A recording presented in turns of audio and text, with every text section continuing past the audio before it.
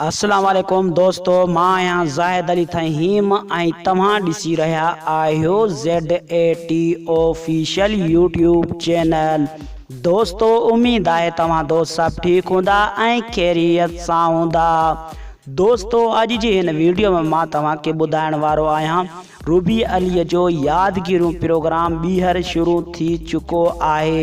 दोस्तों, मां तव्हांखे ॿुधाइण वारो आहियां त रूबी अलीअ जो यादगिरियूं प्रोग्राम कहिड़े फ़नकार ऐं कहिड़े अदाकार खां ॿीहर शुरूआत थी रहियो आहे।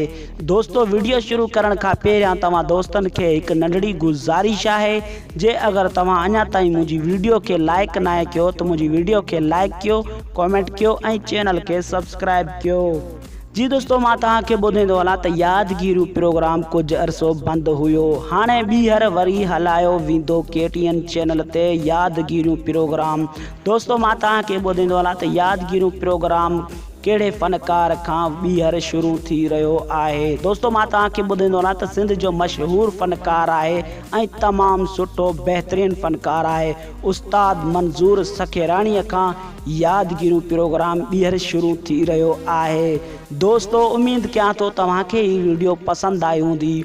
जे अगरि तव्हांखे हीअ वीडियो पसंदि आई आहे त मुंहिंजी वीडियो खे लाइक कंदा, कमेंट कंदा ऐं चैनल खे सब्सक्राइब कंदा। महिरबानी दोस्तों, अल्लाह पाक तव्हांखे ख़ुशि रखे, सलामत रखे।